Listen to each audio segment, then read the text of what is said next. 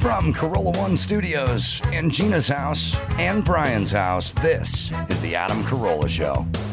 Adam's guest today, Lauren Lapkus and Chris Fenton. With Gina Grad on news and Bald Brian on sound effects, and now Natalia is more concerned with him wearing gloves now than he ever was when he was a boxer. Adam Carolla. Yeah, get it on. Got to get it on. No choice but to get on a mandate. You get it on. Thanks for tuning in, and thanks for sharing. I love to see those ratings go up, right, Gina Grad? That's right. Handball, Brian. Hey, buddy, you got hot phones. Hot phones back in the studio, and we can talk to you. I love that. Lauren Lapkus is going to be on the show. I know her mainly from Crashing. She plays the ex-wife or the first wife on Crashing. She's so good. So I'm very excited to talk to her because I'm a big fan of hers. And then also Chris Fenton. He's the China expert author. He's a producer, has done all these movies, Iron Man 3, Looper, which is a crowd favorite around here, Waiting, Blockers, 47 Ronin, Point Break, the remake, sorry, and so many other good movies, but has a real good insight on China, and we're just going to have to reevaluate how we deal with China, which will be some good residue that comes off of this. I think it's like our relationship with China has just been kind of like a really bad marriage that needed some counseling, but it just neither side ever really wanted to sit down in a therapist's office. And this virus outbreak is like the loss of our youngest son. It's like now we're forced. It's the tipping point. We have to sit down with somebody and work this out because it was a thing that nobody really wanted to get into. Nobody really wanted to, and especially nobody here who was making a lot of money. I mean, nobody, the NBA and movie industry and many industries that do lots of manufacturing. I mean, and think about the power of Apple products, the movie industry, the NBA. Think about the power they have. And you just think about the little dust up with the NBA, which felt like almost nothing, from 5 months ago. And one guy just sort of said, hey, I stand with Hong Kong. And everyone just turned on him. Like the entire NBA turned on him. And think about how powerful those voices are. If you're going to raise your hand, you're just going to, and I don't even know what he said. He didn't really say anything. He just said, he stands with this group that's being, or at least are attempting to oppress. So now we're just going to have to completely reevaluate everything. And we'll talk to Chris and find out what we should do. It's like a therapist says, or my therapist has said this about other couples, said, if you're doing couples counseling, I could help you stay together, but more than likely I can help you break up. And maybe we need to break up with China. Right. And China was the husband who made a lot of money. He would come home late at night, and America's like, "Where have you been?" And you're like, "Don't worry about it. It's not none of your business." So we're gonna have to work this one out, and we'll talk to Chris and start with that. Start unraveling that. Dr. Drew had another one of his kind of asleep at the wheel podcasts with me. Now, the last time we did one of these, he was in New York and I couldn't see him. This time I could see him, but he was still just staring at his phone, I think. And I thought, I was just listening to it. It's a little hard to tell in real time, but when you go back and listen to it, at least for me, I go, Jesus Christ, that guy was just, I think he'd told me, God, who cut his finger? Right. Yeah. Drew, you're telling me a celebrity. Chris Hardwick cut his finger and was texting Drew. This could have been that portion of the show. It just could have been another portion of the show where Drew just checks out. Because I just talk and he just answers text while I talk. Right. And all right. Well, I'll play it to you. And I thought Brian could be ready with his old drops from New York. Now that the New York was him in New York in his apartment, clearly just doing a crossword on his computer while I talk. All right, we'll play it. Sorry, go ahead. Look, I've said it about the immune system. You can't wipe everything down. You can't wash your hands every 10 seconds. You can't use the fucking veggie wash.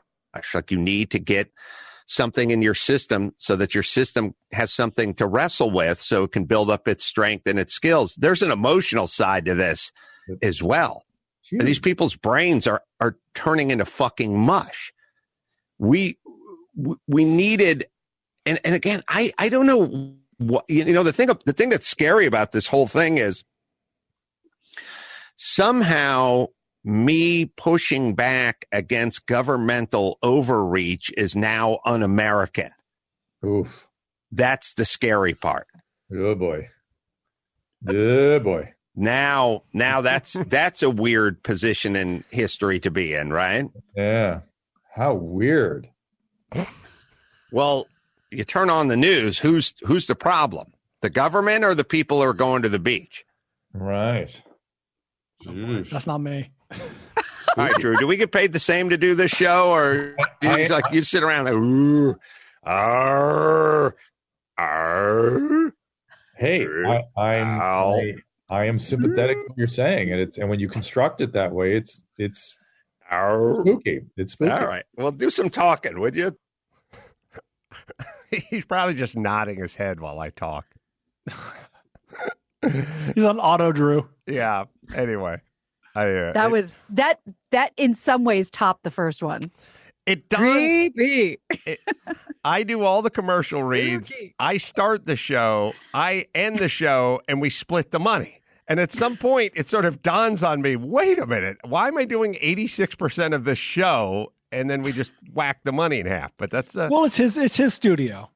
That's right. Wait a minute. Oh wow. No, that was from home, by the way. But he'll come in here, and he's much better when he's close to me because he can't get away with as much. That is phone. See, that's probably phone on his lap. That's phone on the hip, and it's out of the frame of the Zoom. So he's kind of looking down, taking care of business. It's an interesting quality if you think about that quality, which is it's like when we're talking about, hey, Robin Quivers. Yes, Adam. When we're talking about constructing the test.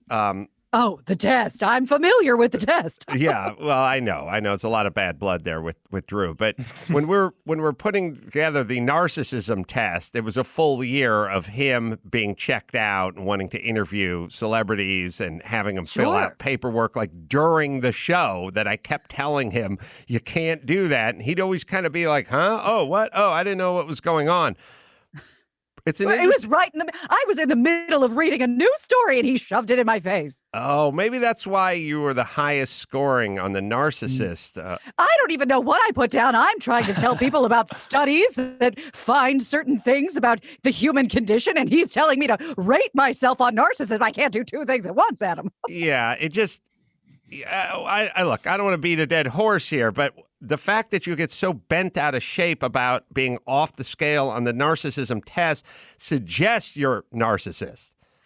Excuse me, I think we've gone around and around and around about this a million times, and I've told you before, there is nothing narcissistic about me, Adam Carolla. I am Robin Quivers. I am a very essential part of the Howard Stern show. I keep the world informed about what's going on, and I don't know what they do without me. That's not narcissistic, that's fact.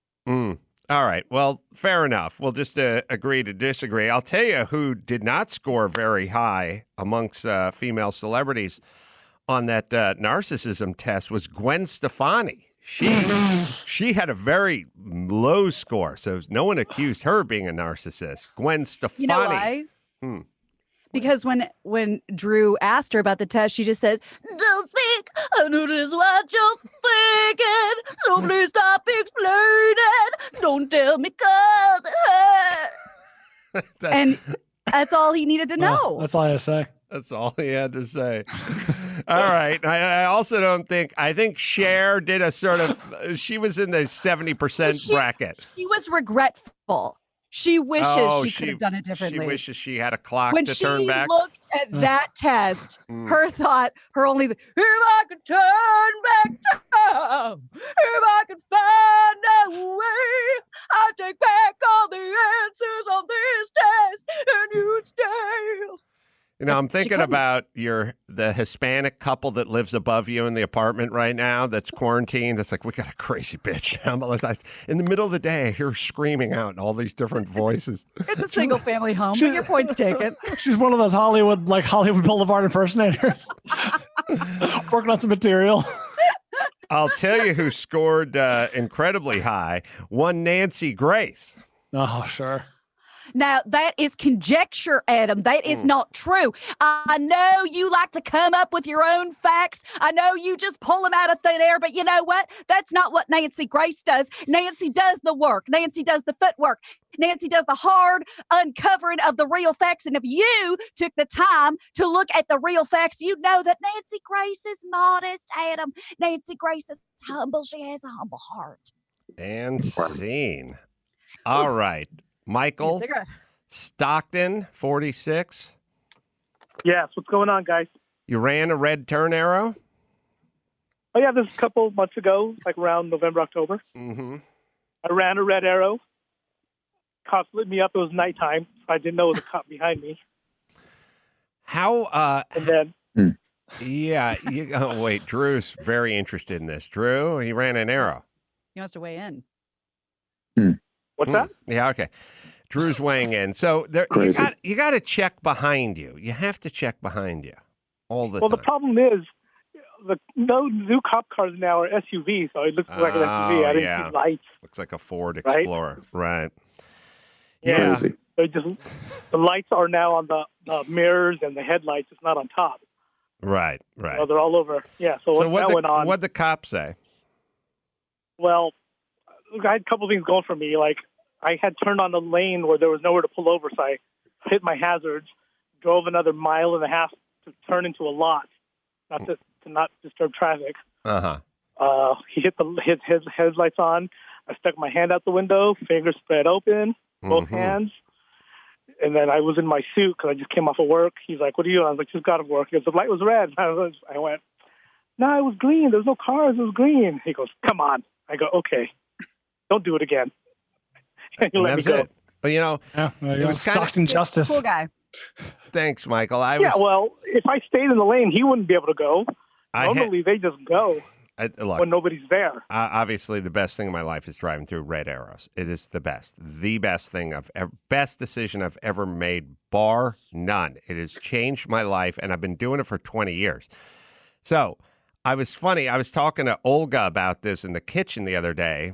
Olga's one of these people who like shits on your point and then kind of goes back and turns out she's making your point. But I'll give a perfect example. I said to her, "Listen, the reason why is it I've never gotten a ticket? Why is it? It's 20 years of going through red turn arrows. Why you'd think, well, by now you'd get a ticket. Why wouldn't you get a ticket? Everyone else would be scared of getting a ticket.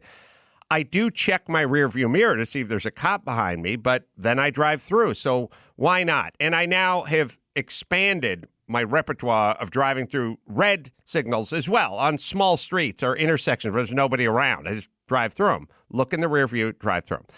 So I've never gotten a ticket. I've never gotten a ticket because cops don't come to you. You come to the cops. They set up on Forest Lawn Drive. They set up on Forest Lawn Drive along the long, sweeping sort of blind turn where everyone is going 51 and it's marked for 40 and the guy's backed up the driveway of the cemetery and he's got the radar gun. That's how they make money. If they just randomly went to intersections looking for crime, they wouldn't make any money. They go to the bottom of the hill. They're not at the top of the hill. They're at the bottom of the hill where they know you're speeding. And that's how they make their money. They make their money on the grapevine. They're driving past you, hitting you with radar. That's what they do. What do you think meter maids do? They go to the places where they know there's going to be a lot of action. They go up to the hills at night and look for people who don't have their tires turned the right direction. Right. Which, by the way, in an era of all automatic cars and no more, popping out of gear and rolling down the hill, I don't even know the last time I used my emergency brake. But anyway, so I was explaining to Olga, I've never gotten a ticket because they don't hang out in the intersection because I'm the only one who's doing this. And then Olga goes, no, they gave me a ticket in the intersection. I said, what they give you a ticket in the, what were you doing in the intersection where they gave you a ticket? She said, I drove a 4-way stop sign. I said, okay, but that's not what I'm talking about. 4-way stop sign is a perfect example of what I mean, right. Which is there's one that's 100 feet from here, Max Zapata, and everyone has gotten a ticket in it because when people see 4-way stop, they roll through it. Cops know easy pickings. We can rape citizens by waiting at the 4-way stop sign. So everyone who works here, except for me, because I don't come in from that direction, has rolled through that 4-way stop sign and gotten a ticket because that's where they hang out. Everyone rolls through a 4-way stop sign. Nobody but me drives through an arrow. That's why I don't get the ticket, and they do.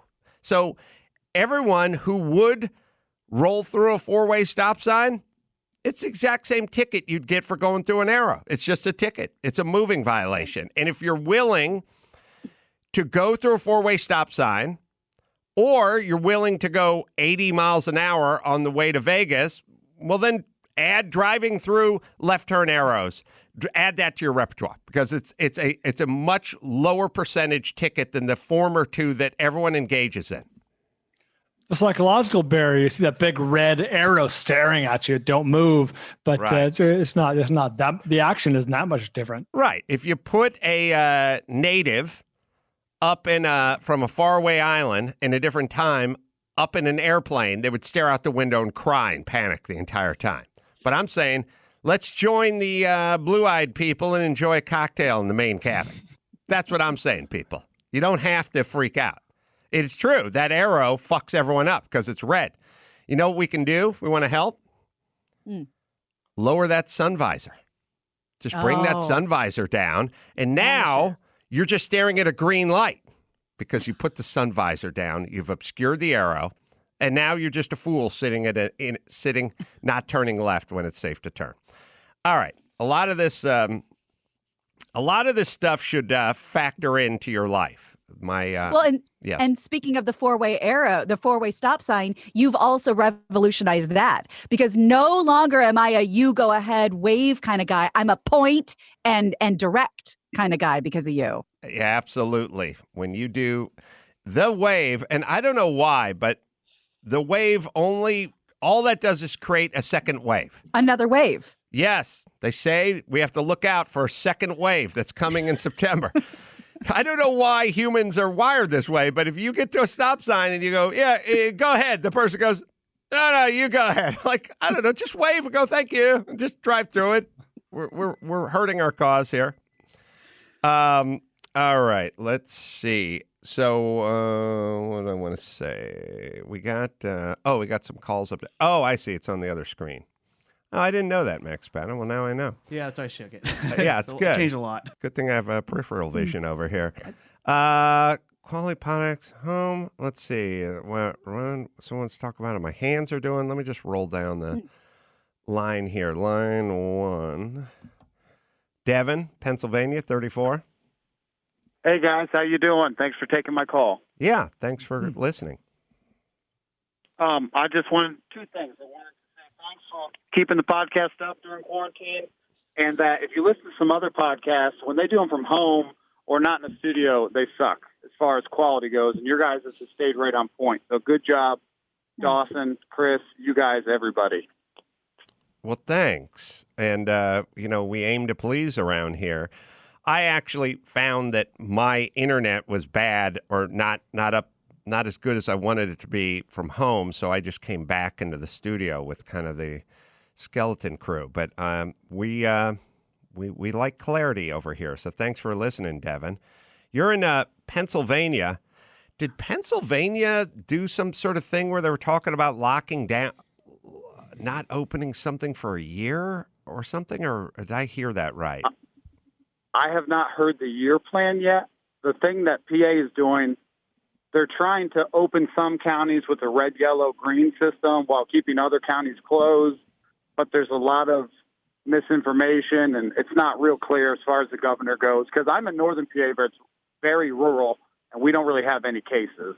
But we're still, quote unquote, semi-lockdown, where if you go down to Philadelphia, Pittsburgh, Lancaster counties where there's high populations, they're obviously still on lockdown, and they're trying to figure out if they can open up here but not open down there.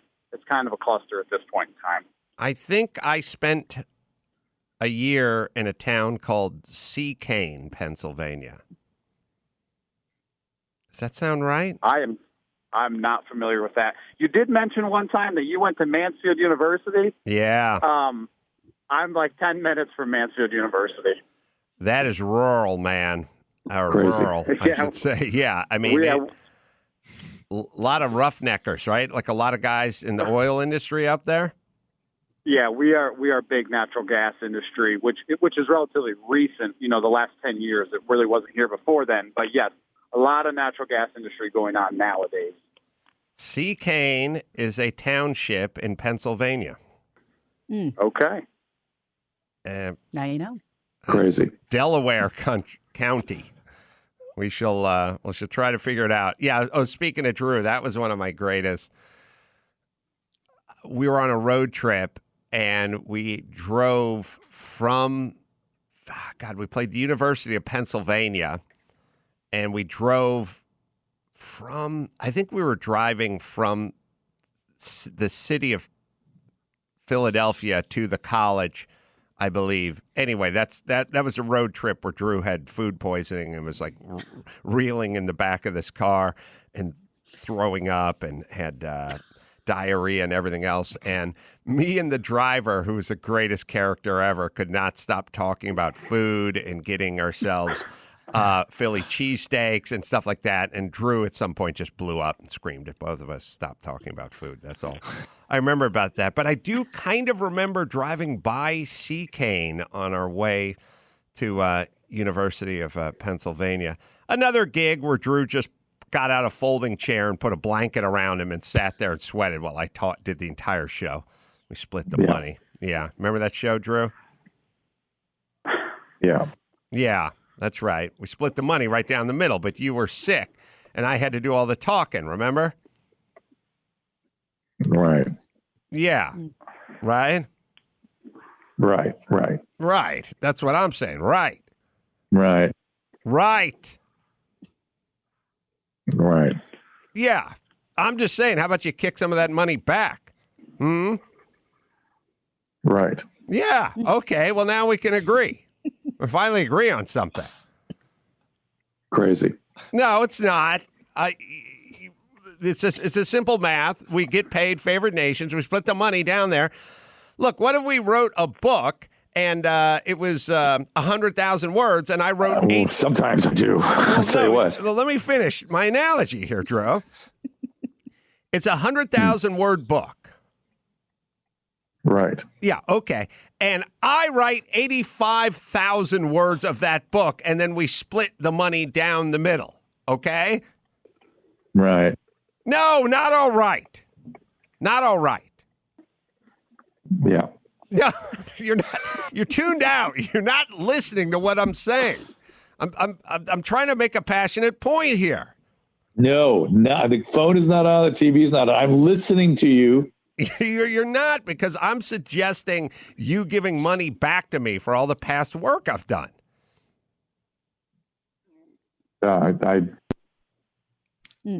Oh, almost got it. All right. I think we've gone far enough down this trail. But that last one was just called Drew Mumble. Well, let me hear it again. Let's hear it again. All right. It's satisfying. There's something satisfying about it. All right. Let's see. Line 3.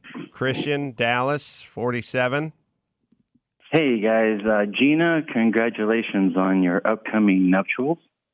Oh, thank you. That's very nice.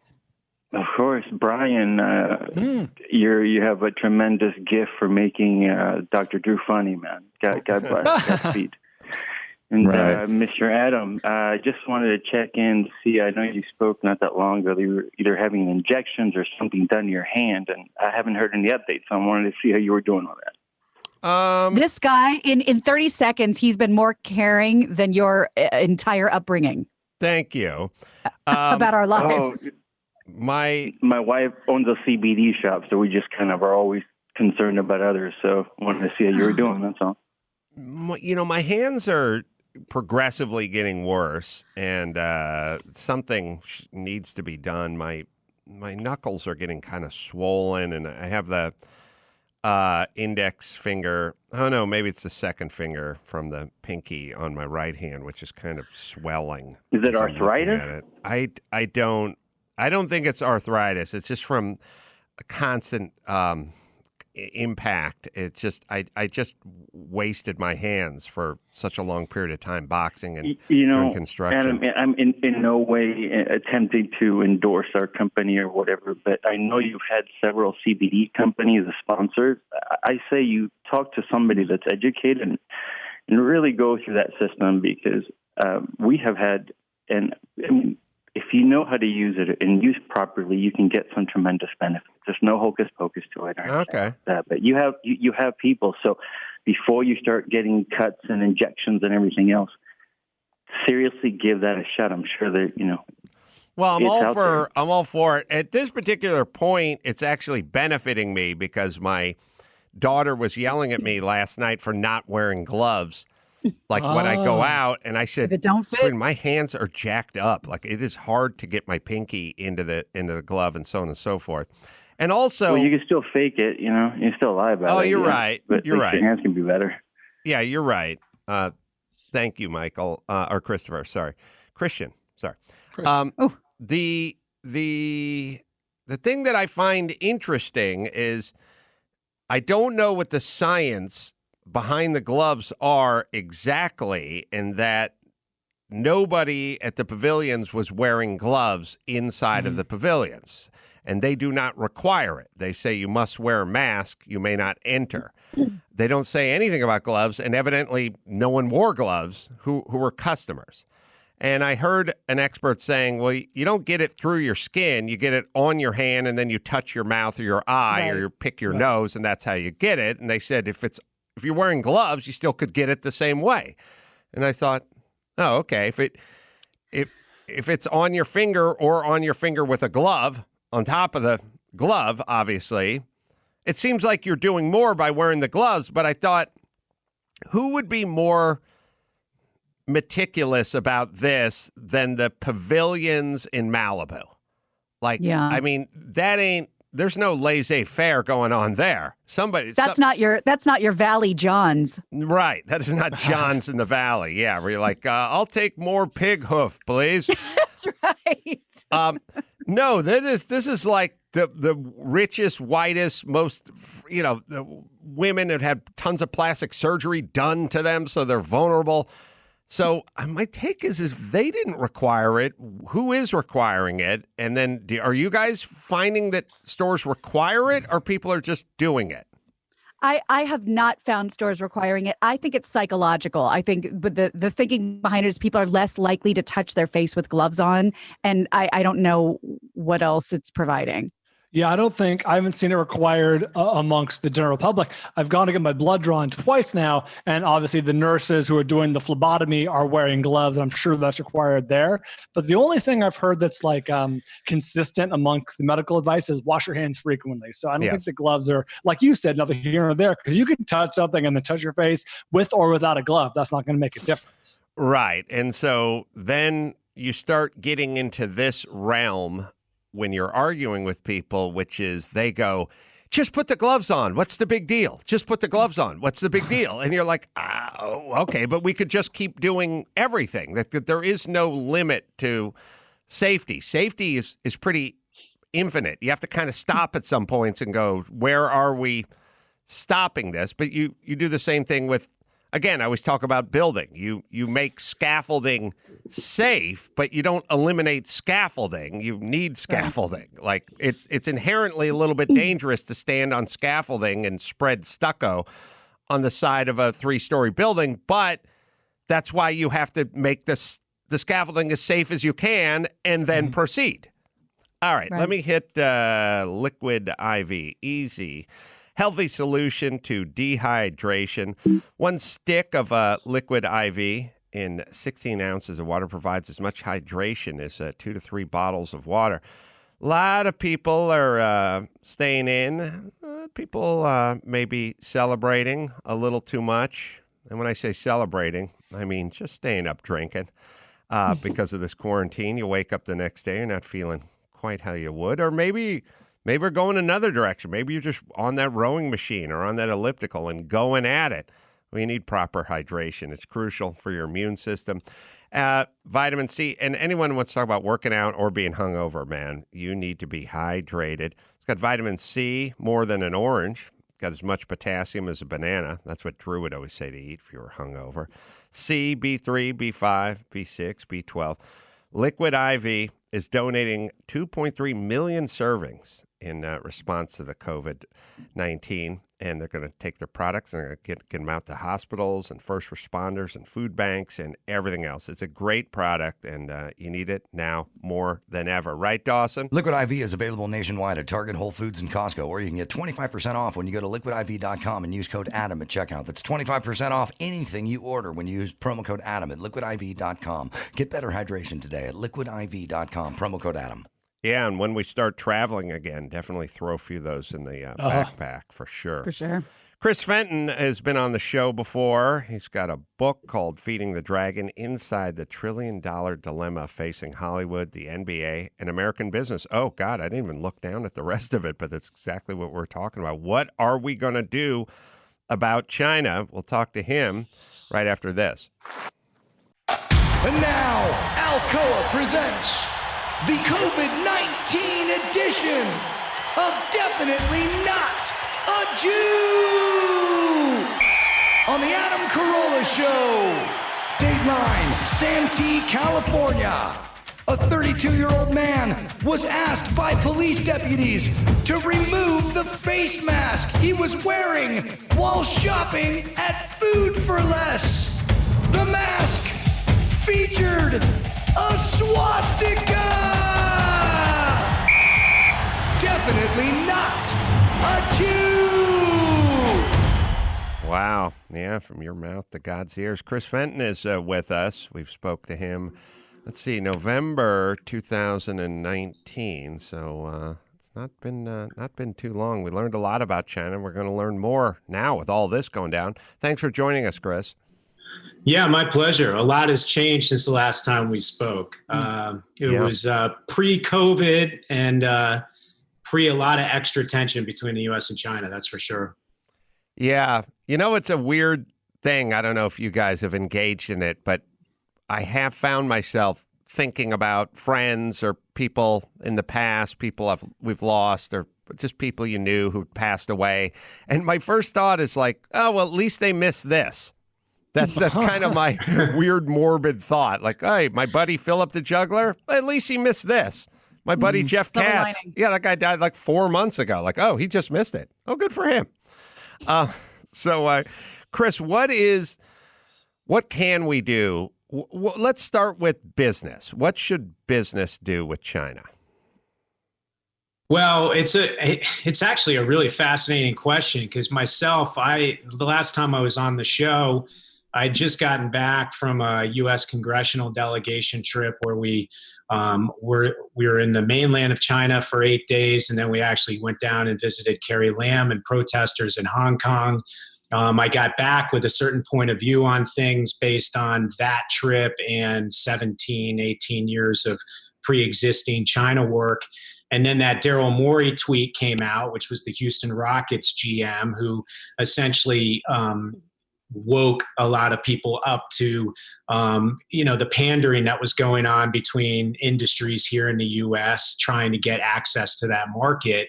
And also at the same time, and I didn't talk about it last time I was on the show, but I was in the middle of writing a book about it all. So once the COVID situation hit, you really started to see a lot of change in the way people looked at the relationship. And you saw it from the right and you saw it from the left side of the aisle. A lot of people trying to reevaluate how we're going to move forward with China. I talked to people like Steve Bannon and your friend Tucker Carlson, and obviously they're extremely hawkish on things when it comes to China. And then you see on the Democratic side, there's a lot more of this diplomatic effort or this ability to like, hey, let's keep promoting globalism. It's good for everybody. Where we end up is going to be somewhere in between. But quite frankly, the more this COVID situation goes on and the more the rhetoric changes between the two countries, the more hawkish I'm getting. In fact, the last op-ed I wrote was actually for the Federalist. And that's obviously a right-leaning publication. And I was pretty hawkish there. So how we address things as an industry and a business and American businesses moving forward is really going to depend on how we come together collectively as a country and start talking about what the new ground rules are, because it seems like we're a little bit all over the place. Well, in terms of being hawkish, it can be considered hawkish, but it also can be realistic. You know what I mean? Like we were pretty hawkish on Hitler. And how? But he was an evil guy and he needed to be put out of his misery. And like we've been right and we've been wrong. And so it's not really about like this guy's a chicken and that guy's a hawk and this guy's a dove with and the other guy's an eagle. It's like let's really just figure out when to be hawkish and when to be dovish, as long as we're talking about birds. And I don't say that we should be, you don't want to, if you're dovish when you should be hawkish, then you're going to get slaughtered. And on the other hand, we don't want to be hawkish when we should be dovish. So let's try to figure it out. And I think one of the problems that we have as a society is we really don't understand what evil is anymore. We don't understand that there are people out there, that they're nations that are just evil. They're willing to hurt their own. They're willing to hurt us. They're willing to hurt anybody. We have this sort of feeling like when Sting was singing about Russian moms loving their children too. Like we have that feeling of like, could they want it? They want what's best. Everyone wants Levi's and a convertible Cadillac. They want to listen to Elvis and they want to enjoy their kids. They want to enjoy their life. First thing we need to do is wrap our minds around the concept that a lot of these nations don't want that. And I don't know why. It seems so counterintuitive. Everyone wants freedom. Everyone wants to enjoy their lives. Everyone wants to raise their kids and be left alone and all that stuff. First thing we have to do is wrap our minds around the fact that they don't want what we want. And also, we're pretty live and let live. They're not. They have a plan, and that plan doesn't involve live and let live. So I think we need to really be realistic about when to be hawkish. And I think the problem is the right may be too eager to be hawkish and the left may be too eager to be dovish. And the answer is we should all be dovish when it's time to be dovish, and we should all be hawkish when it's time to be hawkish. And it seems like now's the time to get hawkish on China. Yeah, I think, well, you said it very well there. One of the things that I think is a little bit different than it as black and white is last time I was on the show, we talked about this in a similar aspect. And I think you brought up Al-Qaeda as one of those type of parties. And I think with Al-Qaeda, there's definitely nothing we have in common with them. And in fact, Al-Qaeda, both the leadership and the people in Al-Qaeda are both people we completely disagree with. I think what's interesting is if you listen to people like Steve Bannon or whatever on the right who are very hawkish, they also differentiate between the CCP, which is obviously the ruling party of the totalitarian regime of China, and then the Chinese people. The Chinese people, he doesn't have an issue with. He has an issue with the CCP. And in fact, his issue is so big that he believes we're in a full-out war with them, or a Cold War with them already in 3 or 4 facets. I mean, you look at the information war, which we're all seeing right now about the COVID spread and how it came and who's at fault and the propaganda around that and the war of words. We're also seeing it on the cyber side of things. We've obviously all been aware of the hacking and the different penetrations of our computer systems here. And then on top of it, we see it in the economic war, right? And I look at hawkishness, right, which is what's in the best interest of the people of the United States, the majority of the people of the United States. And one thing about the economic war that we have is that we did believe in this globalism that got us in a lot of problems with China, right? We moved our full supply chain over there of pharmaceuticals and various other very important national security interests so that they're producing them, and now we rely on them to get back over here when we need it in time of crisis. We've also seen a lot of our manufacturing complex move overseas, and we've seen them steal our technology, steal our patents, create these JVs. I mean, by the way, you've seen a lot of news about the Disney Shanghai park opening this week there. But no one talks about the fact that China, actually 3 parties in China owned by the government, own 57% of Disney Shanghai. Disney only has 43% of it. But that was a mandate that the Chinese government put in place. Hey, you want to put a theme park over here as an iconic piece of Americana business and IP? Well, we want to own a majority of it. And they've done that with GM, and they've done that with Intel and Starbucks and everything else. So there is a very difficult dynamic going on where we need to be hawkish. We need to change the way it's been done, and we need to make it more fair. I have a question then. So you mentioned conservatives are generally more hawkish on China. Do Trump's business interests in China complicate that? Does it make it harder to be hawkish or harder for them to get their agenda, so to speak? You know, I'm trying so hard to stay apolitical about the whole thing, because I really feel like as a country we need to come together on what we're going to do about China and dictate it from both sides of the aisle. Yes, Trump has conflicts over there, but so does a lot of Wall Street, so do a lot of corporations, so does, guys at McKinsey or whatever it is. There's a lot of voices in this, and everybody's got conflicts, including me. I mean, I make a living off of how this relationship works, right? So I'm conflicted. But if you get everybody in a room that both has conflicts and doesn't have conflicts, and you have an open, non-third rail type of discussion about it, we actually have an opportunity of maybe having something constructive come from it. And I do think Trump has brought to light in a lot of ways the problem that has been ongoing between the U.S.-China trade relationship and the dynamic overall. How maybe he's been approaching it in certain ways has been right or wrong. But the fact is we definitely need to continue where he started, and that's going to go past the November election no matter who wins. Right. Yeah, part of the thing that the part that worries me in general is China's being China. I get it. They're doing everyone's trying to do what's best for them. And then the businesses are trying to do what's best for them, or the NBA or whatever. That part I completely get.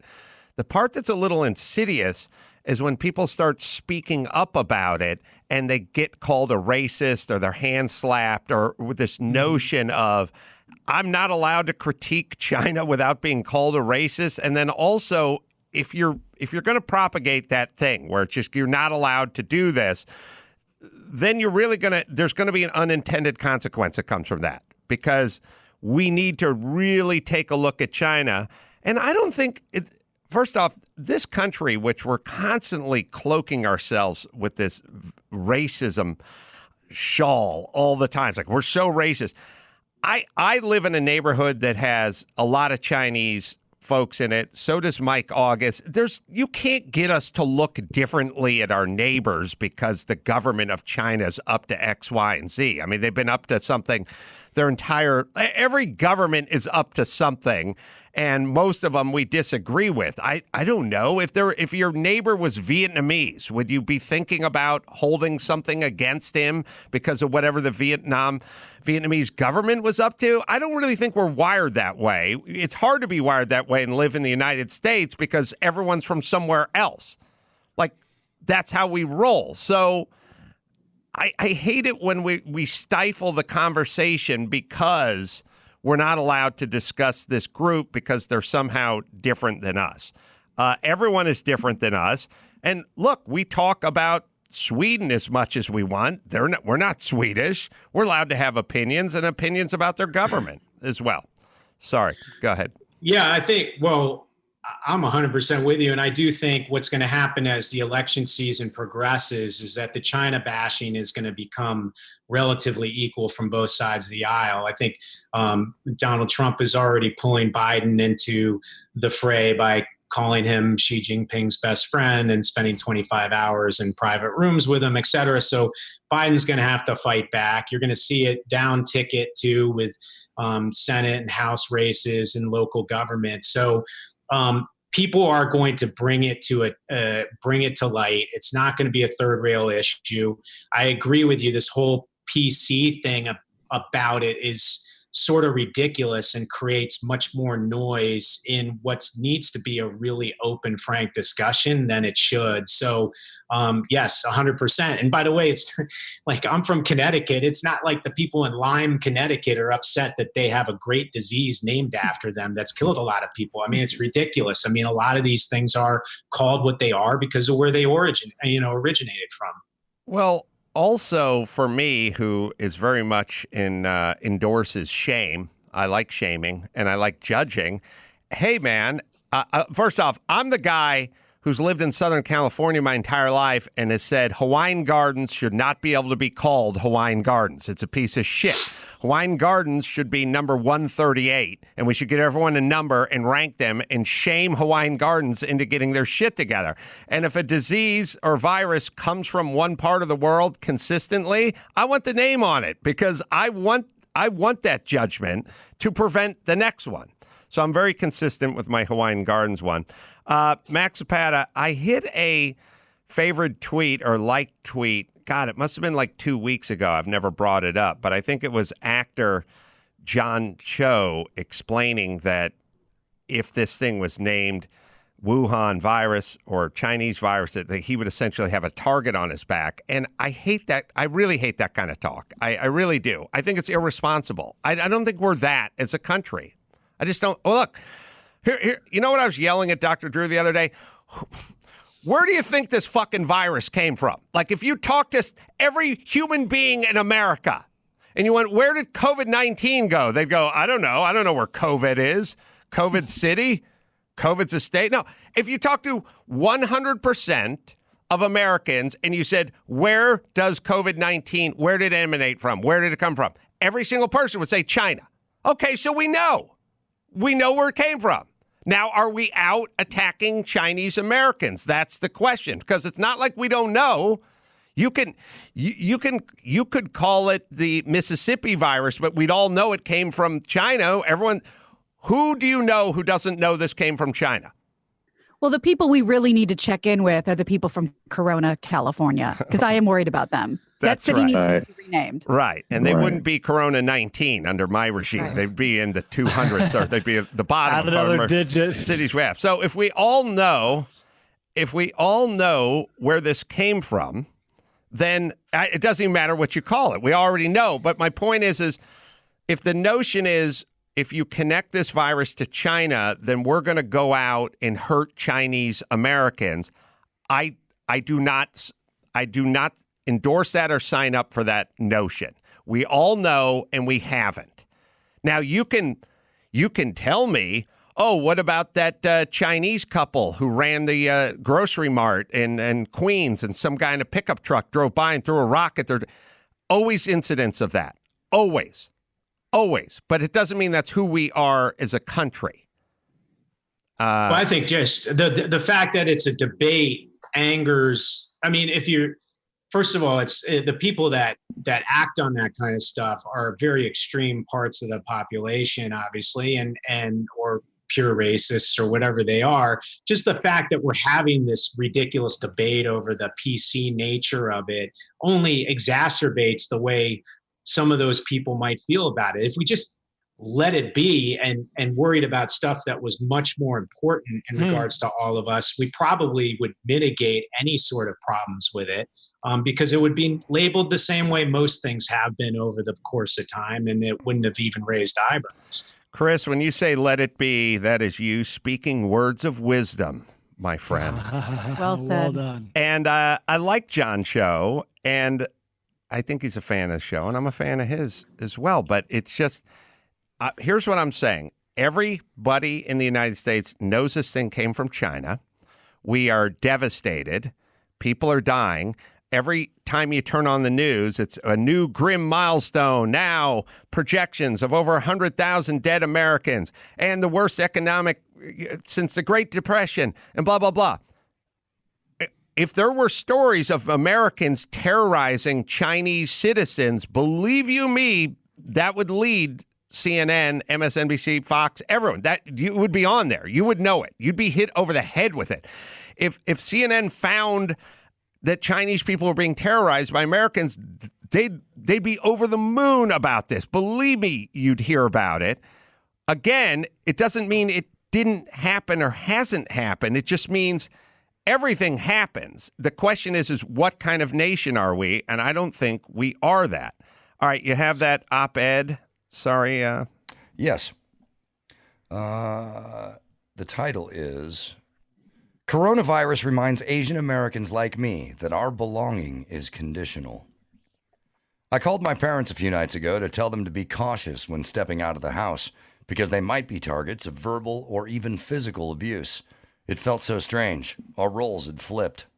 My plea mirrored the admonitions I've received from them as a child growing up in Houston.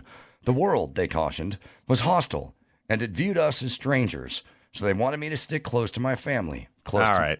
I got it. And look, I'm being Asian, growing up in Houston in 1979 or something. I'll give it to you.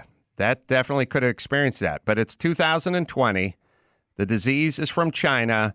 And to the best of my knowledge, and you guys watch the news, I've not heard stories about this. And if there were stories, believe me, we'd be hit over the head with these stories because it's a narrative that we're trying to enforce or reinforce. So I don't know why, but I can't stand us burning calories, making ourselves racist or more racist than we are. If we're 1% racist, why are we fighting so hard to make ourselves 46% racist? It's just it's a bad use of a nation's time.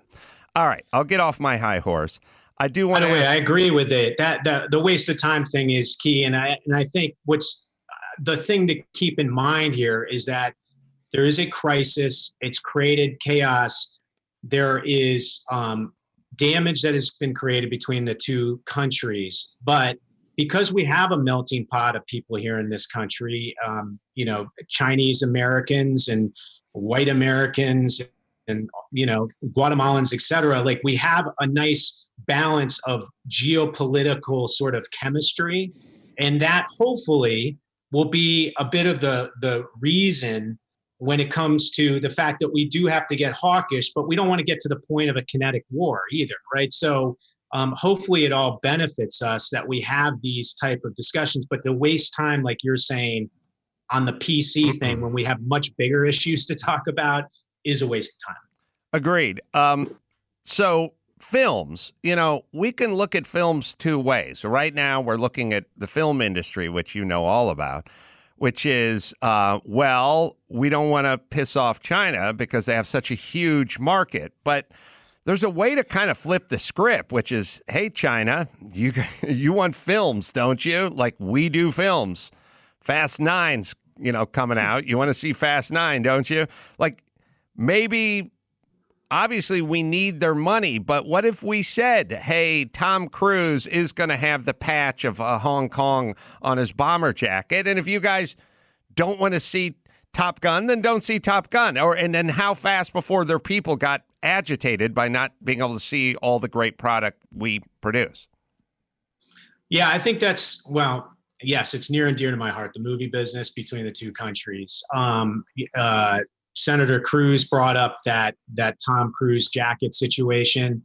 I've seen the censorship both in the pre-production phase when you're actually developing the script and figuring out what's making the movie. And then I've seen it in the post-production phase where actually the Chinese censors get in and cut stuff out, or they don't even let your movie into the market, right? What you're saying is a free market principle, which I actually would love to see in a theoretical sense. It seems like it would work, right? You leave the jacket on where he's got the Taiwanese flag, the Japanese flag. Sorry, yeah. Yeah, and then release it and see if people actually still want to see the movie or whether they're insulted by the movie and they don't want to go. And that would teach a free market lesson to the studio that made the movie. Hey, you know what? In that market, we should be smarter about it, because we lost a lot of potential revenue. The other way that I think is probably more realistic is if we utilize this crisis where China's trying to repair the relationship globally, and we say, hey, look, here's a bunch of things that we would like done in order to give you some ammo so that you can rebuild relationships around the world.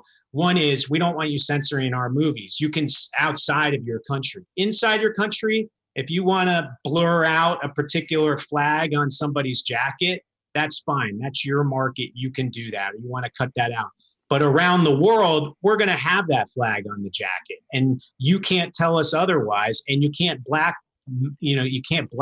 the studio that does that, like they had been doing with things that they were trying to censor globally. In fact, I remember myself, we were involved with a movie called Looper, where they threatened for us not to be able to release the movie in China unless we put the actress Summer Ching, who was the Chinese actress that played Bruce Willis's wife in there, on the movie poster that was used around the world, right? We had it on the poster in China because we wanted Chinese people to go because there was a Chinese actress in it, but she didn't have a big enough role in the movie to have her on the poster worldwide, but they forced us to do it, right? That is something where we can't let happen anymore. They can't force a censorship or an influence beyond their borders like they have been. Did she end up on the poster? I'm a huge fan of Looper. It's my all-time favorite movies, and she is a very minor part of the film and important to the narrative, but maybe 3.5 minutes of screen time. Totally. Yeah. Did she end up on the poster? Is that what you said? She ended up on the poster. Wow. I mean, that had to be confusing for viewers. Yeah. She is in so little of it. Well, and that was the thing is if you look at, for instance, the way we go back to Daryl Morey and the fact that he's utilizing his freedom, his rights for freedom of speech outside of China. It's one thing to go on, be a guest in their country and go say, I support Hong Kong protesters. That's like going to somebody's dinner party and saying you hate their meatloaf. Right. But if you're on the outside of that house, you should be able to say what you want, and they can't clamp down or shut down your business in China. I think that is where we're seeing their influence go beyond borders, and that's something that we need to stop.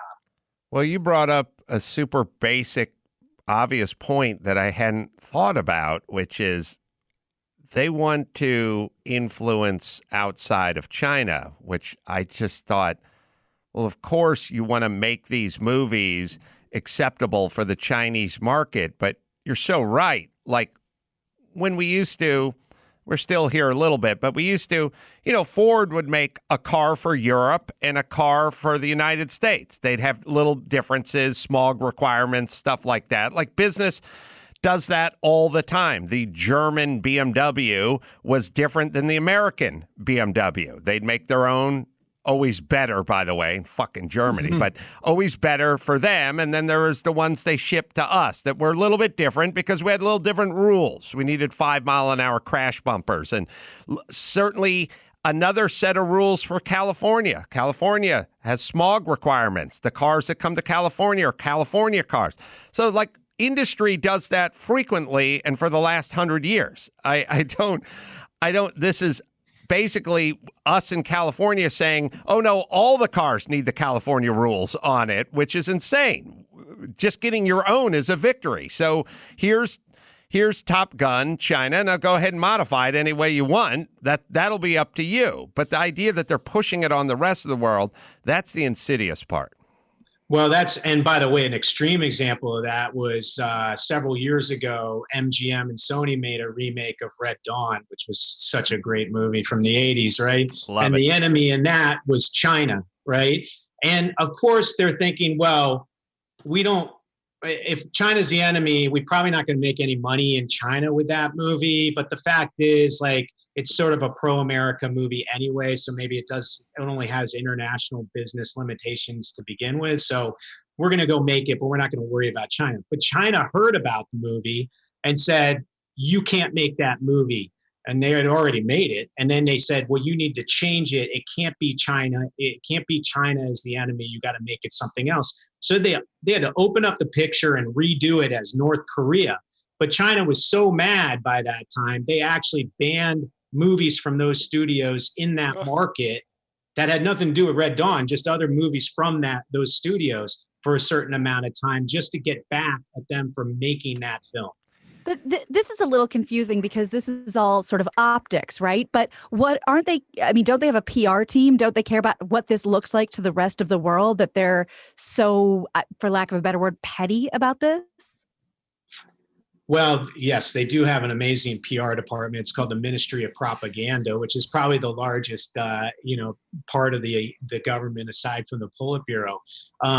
I think they're very good at trying to sort of message why they're doing things like that. And in fact, when we did Looper, they were the Shanghai municipal government, along with the central government, was on us about how we designed the backdrop of the skyline of Shanghai in 40 years in the future, because they wanted to make sure it looked a certain way and it appealed to people for their tourism and for all their messaging of being sort of the center of the world in 40 years. And they really wanted an extra amount of that footage shown around the world to display Shanghai in all its glory 40 years in the future. We actually cut quite a bit of it, and we almost didn't get the movie released in China because of it, because the China cut had, I think, 4 minutes of extra footage of Shanghai versus the global cut, which had 4 minutes less.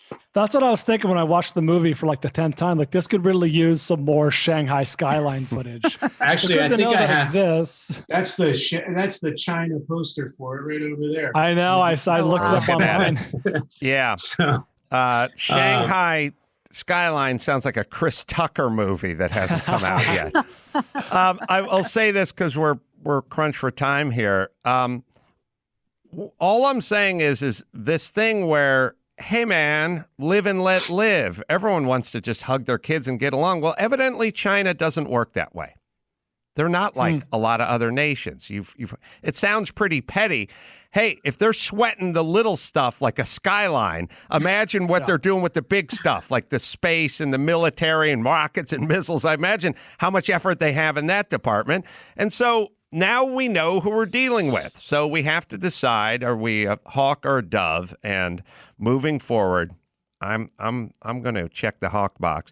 The book, Feeding the Dragon, Inside the $1 Trillion Dilemma Facing Hollywood, the NBA, and American Business, is ready for pre-order as we speak on Amazon. It's going to be out July 28th, but pre-order it now and you won't have to think about it. The website, feedingthedragonbook.com. Chris, always enlightening. Yeah, thanks for having me on. And yeah, the book I really enjoyed writing because it gave me sort of a way to tell it in sort of a Michael Lewis story of how the process working between the two superpowers is. It is a fog of war. And I look back at it and I go, you know what? We were complicit in some of these problems that we need to address moving forward. And I'm hoping I can be at least a voice at the table during this debate, because it's something very important for all of us as Americans. Thank you, Chris. We'll check in soon, and we'll get updates as we go. We appreciate that. All right, let me hit Raycon. Working from home, working on your fitness. Yeah, I'll be up in my gym just working. I'm trying to think of that song. Up in the gym. It's that's Lady Lumps or Lady Humps by I mean, I don't know. Fergie. No, it's Fergalicious.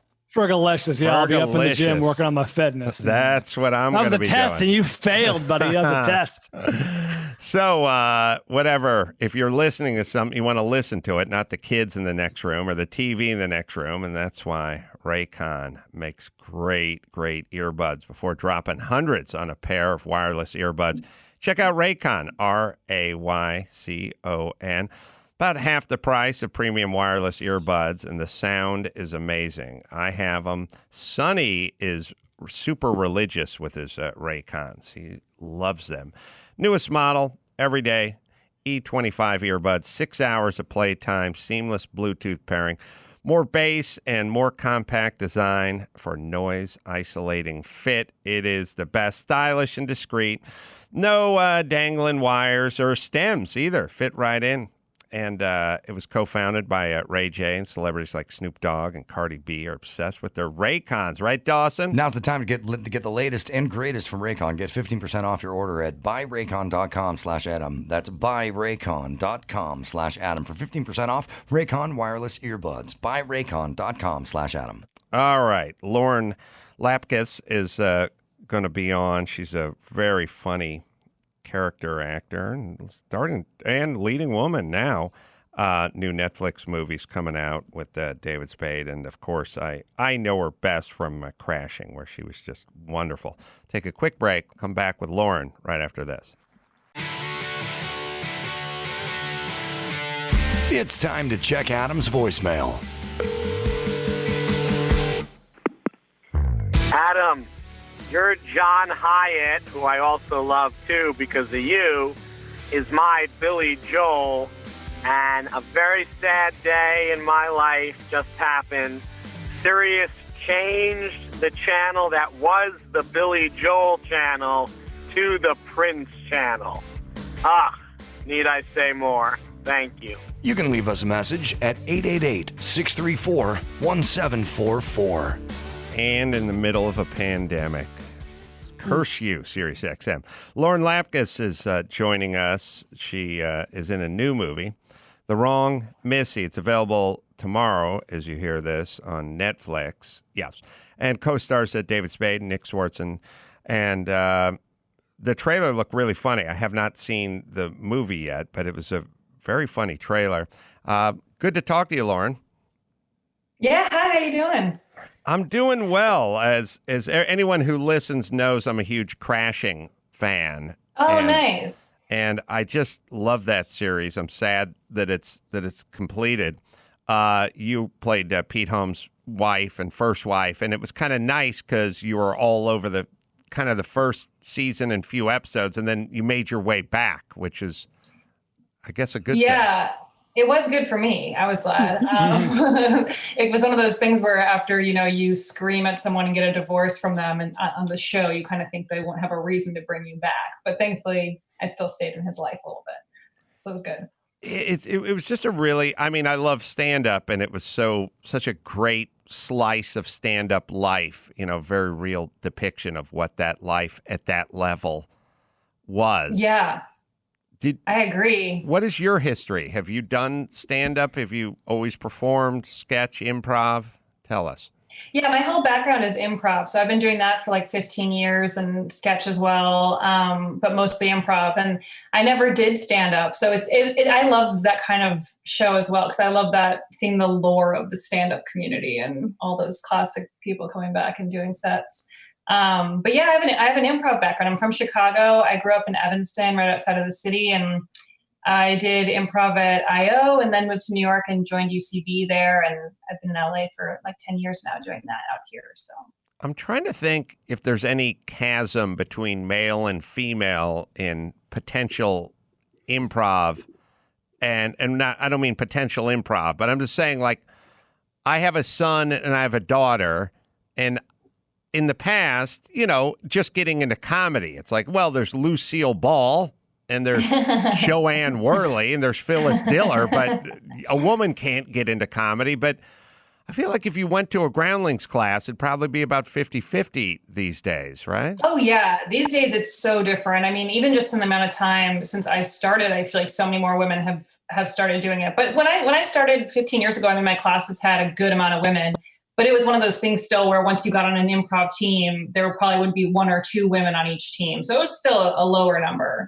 And I mean, there are always those female influences everywhere if you look in the right spots, but it's not as obvious. And when I was a kid, like I loved David Spade and Adam Sandler and those guys and Chris Farley, and those were my like comedy idols. So it's kind of crazy. Well, this is a Sandler movie, or we'll call it a Happy Madison movie or something.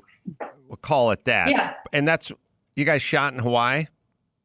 Yeah, we did, which was amazing. We were shooting at the Four Seasons for like 7 weeks, so I can't complain. Nice. Tough stuff. Yeah. Really hard. It was really hard, you guys. Does Sandler always end up in Hawaii because he wants to go to Hawaii? Was he there? He was there for part of it. I mean, I'm sure it is like a pull for them with these movies. Like, why would you not? If you could pick where the movie's going to be, make it somewhere awesome. No, look, I love the new world order is Jay Leno loves cars, and he used to have to host the Tonight Show and then love cars when he was done hosting a show.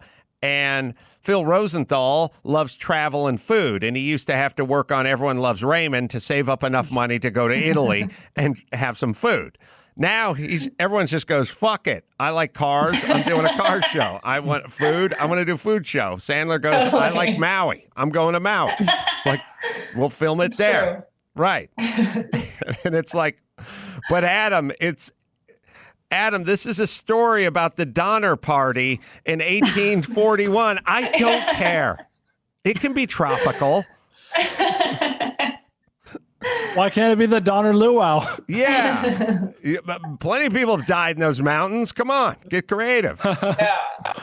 Jackie Sandler's wife is in the movie.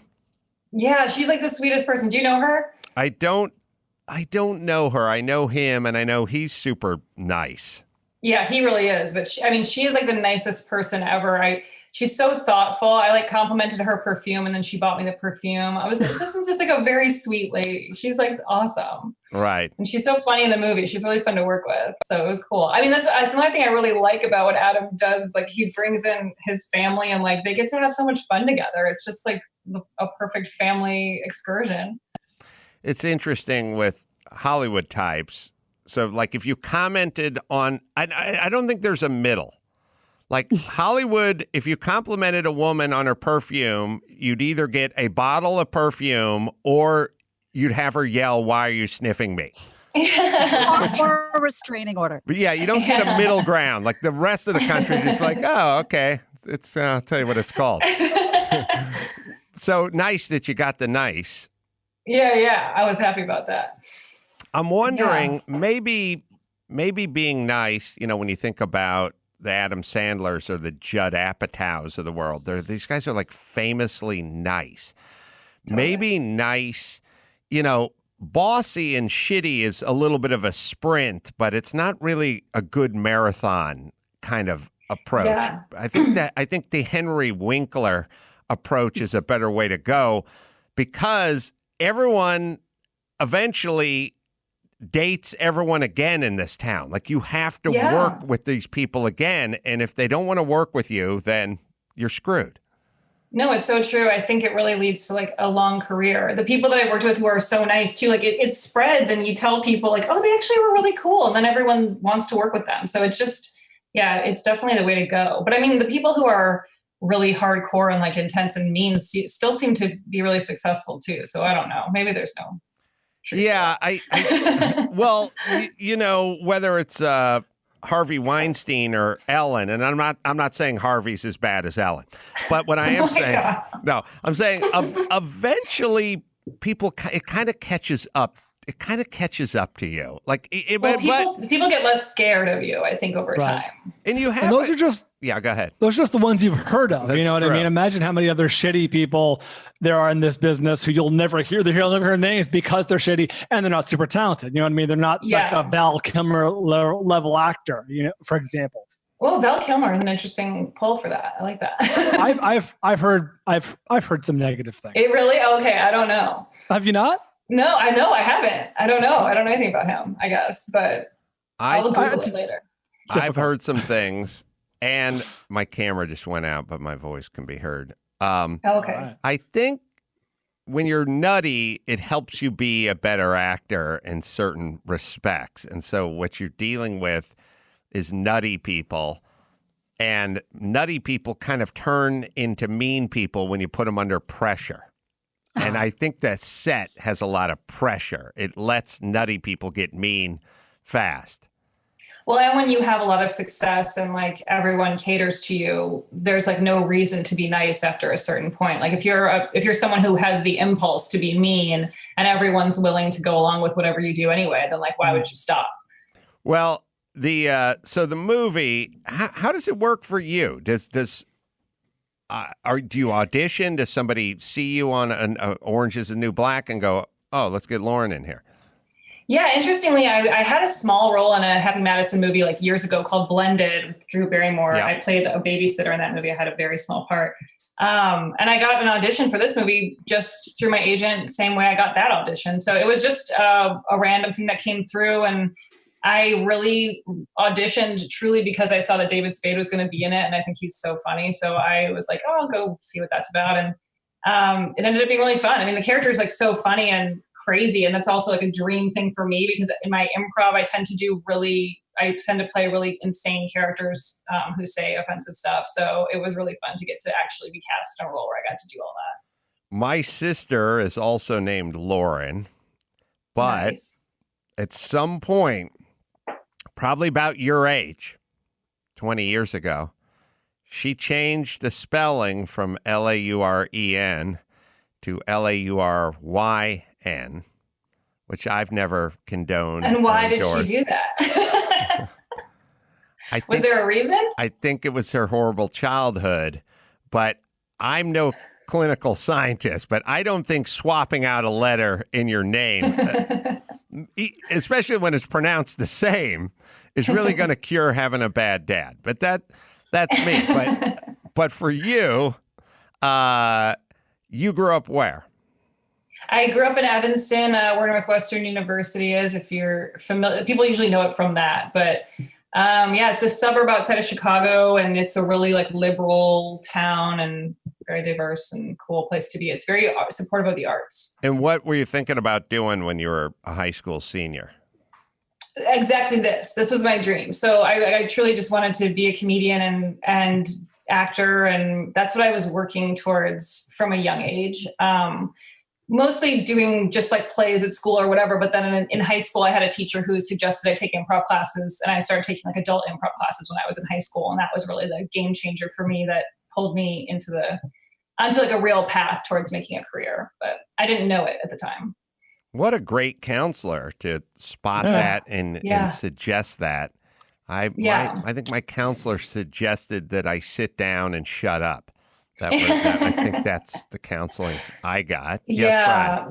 I wonder, Lauren, how much do you think of that is because you were Chicago adjacent? Like improv is huge in Chicago. Maybe in other parts of the country, you wouldn't have gotten that kind of encouragement. I don't know that I would have. Yeah, I mean, this teacher specifically used to build sets for Second City, so he also was really familiar with what they did, and so he recommended it. His name is Aaron Carney, and he's great, and he suggested that I do that, and that was really it too. And because I admired him, it was part of it. I mean, I like thought he was so cool. So like the second he said it, I was like, okay, I'll actually go do it. I'd already read like every book about SNL and everything you could read about Second City. I just didn't know I could go take these classes. Well, Mr. Tomey, if you're listening, by the way, Carney. Tomey is mine. Tomey was my counselor. Oh, it's your counselor. I see. Yes. Okay. And I don't know his first name because we didn't have that kind of casual relationship. So first name, Mr. If that is your first name, Mr. Tomey. But Mr. Tomey, I could have used such guidance. And I didn't grow up in Iowa. My school was North Hollywood High. It had the word Hollywood in it. It was right in the title. Hollywood. North Hollywood High. So how what were you doing at the time? Like, what was your dream at that time in your life? I was like my childhood when I was like a senior in high school, like about that age we're talking about.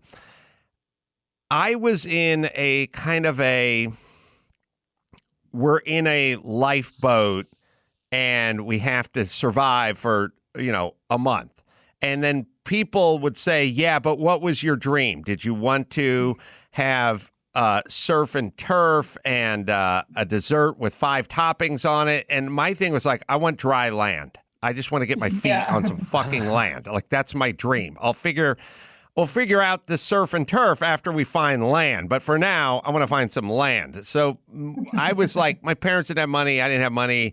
I didn't get good grades. I wasn't going to college. So, and we were in a depression, which a lot of people don't realize. But in 1983 was one of the worst economies since 08. When they were talking about 08 and 09, they were going, since 1983, the job market was scarce. I didn't have any skills. And my thing was like, I got to get a job. Like, I just wanted a job. That's all I wanted. Improv classes would have been fun. Well, my privilege is showing for sure. I mean, no, I wish I did. I did take improv once I got on land, like once I got my job.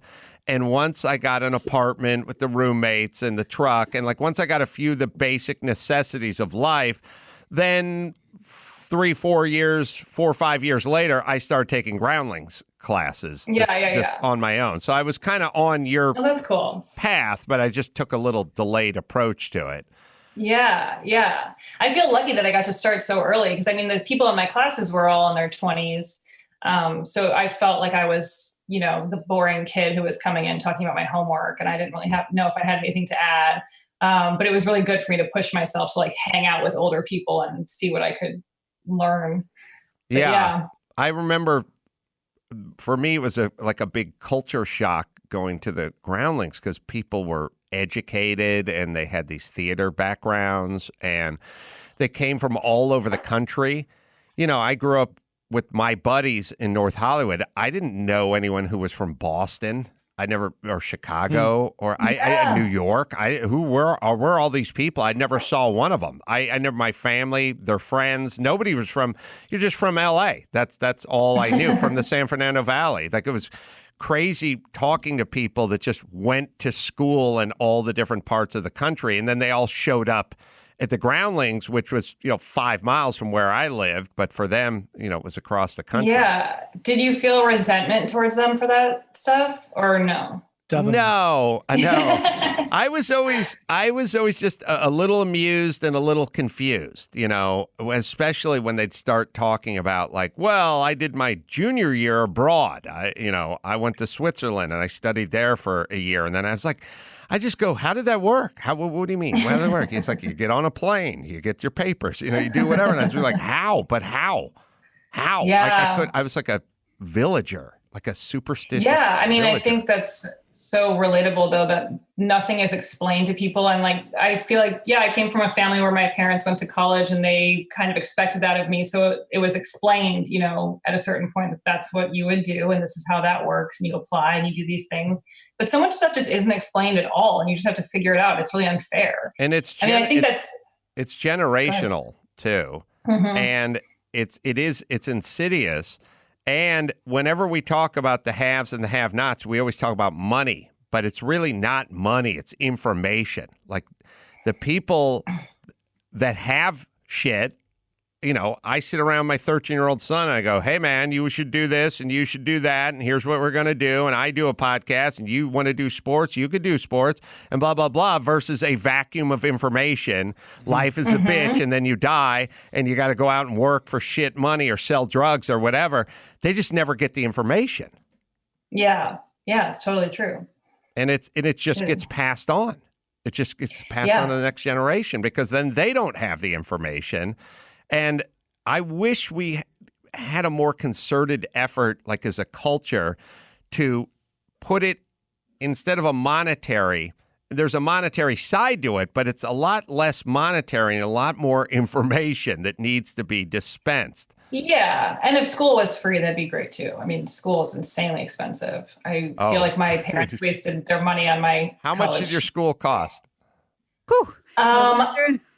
No, I went to DePaul actually. Oh, same difference. Yeah, it is the same difference. I think it was probably $30,000 a year or something. I mean, it's crazy. It's expensive. What is it now? What do you think DePaul is? I don't know what it's now because that was like I graduated in 2008, so that was 12 years ago. Well, and maybe this year the online tuition will be significantly less. God, I hope so. I mean, how's that going to work for everyone right now? It's so sad for kids that we're about to go to school or have that. All those experiences. I got these kids in my neighborhood who are like high school seniors, and they decorated their SUVs with all the paint, and tied balloons to it, and they're like circling around, celebrating little That's Dakotas. Cute. Yeah, it's kind of cute. Some of them have the college they're going off to, and there's this weird new paradigm where people are like celebrating in their driveway. I know, it's making me really sad actually to see I feel like it's hard for kids. I've seen some kids have birthday parties that way where they're like standing outside and all their friends drive by and like they start crying, and it's like just so confusing. You can't touch anyone and say hi. It's just weird. Think about kids' birthday parties. We're at social distancing. We started with the piñata. Like, we're going to take this kid, we're going to blindfold him, we're going to get him disoriented, we're going to give him a mop handle, and he's going to start swinging it around randomly in the air. Like, think about how much safer kids' parties have gotten. There's a house in my neighborhood where there is a front yard with a fence, but it's a wrought iron fence, so you can, see right through it. And then there's like a garden chair, like a 2-person garden chair, and it's facing the fence, and it says, if you want to chat or have a visit, just like text this number and have a seat, and I'll come out of the house and we'll have a chat. And I thought, man, but like a stranger could do it. Theoretically, yes. Theoretically, a stranger could do it, but it would probably be someone who's walking around the neighborhood with their dog, so it would theoretically be a neighbor. But I started thinking to myself, God damn, that person is so much better than I am. I'm so much like I don't want to do that. I don't want to go outside and have a chat with whoever's calling. That sounds horrible. Who's better, the person in the house or the person who stops and goes, I would like to have a chat with this thoughtful person? Oh, that's the keymaster and the gatekeeper. Yeah. Is that like an old riddle? DePaul, by the way, is about $40,000 right now. Okay. I'm so cynical. I was like, I bet they just put this up knowing no one would stop and text. Yeah, it just looks cute. But I get credit for the pickup. I walked by the other day and there was a guy sitting there chatting through the fence. Wow. I know. I mean, I think people are really starved for connection. It's very real. I have a friend who lives around the corner, and he'll come and talk to me over my fence for 30 minutes at a time. But that's as much human interaction as I'm getting right now. I think you're right. We were taking a walk over the weekend just around the neighborhood, and I didn't know where this voice was coming from because they have these huge, tall bushes and topiaries. And the woman goes, "Would you like some mulberries? You can pick them right off the tree." And we're like, where the hell is this voice coming from? And so we peeked through, and she's just sitting in her lawn by herself telling us about how they make mulberry jam, and you should pick those, and those are good, and take as many as you want. People are starved right now, like you said. Yeah. It's funny dark. It's funny that you bring up topiary, because one of my earlier improv recollections, along with these people are so exotic because they come from Boston and Philadelphia and they went to college and they seem so smart. Somebody brought up the term topiary. And I was like, you were stumped. I have no Well, I idea what that texted is. about a topiary to my friend the other day, and she was like, I had to Google what topiary was. I guess it's one of those words that you either know it or you don't. It's kind of a weird surprise. I didn't when I was 22 and a half from North Hollywood, but when I found out what it was, I thought, man, is that person smart? They're so smart. They just threw that out. I think they were talking. It does sound like kind of a smart word. And I think they were talking about the front of Disneyland, as I recall. Oh yeah. Topiary Lousy there. with topiary. Yes. Iconic. All right. So, Lauren, you going to hang in with us as we move into the news here? Good. Let me hit Skrewball Peanut Butter Whiskey. Perfect drink for your next virtual happy hour. Skrewball Peanut Butter Whiskey isn't your average flavored liqueur. No. It is something special. This stuff is fun. Do a shot of it or give it a couple of sips. I said back when we used to have parties, we had it all over our Christmas party over here, and it was a fan favorite. It's made by a husband and wife duo, an American whiskey that's got a peanut butter flavor to it. And what isn't better with peanut butter, by the way, flavored in it? Tastes amazing by itself, neat. You can do it over the rocks or do a shot and have some fun.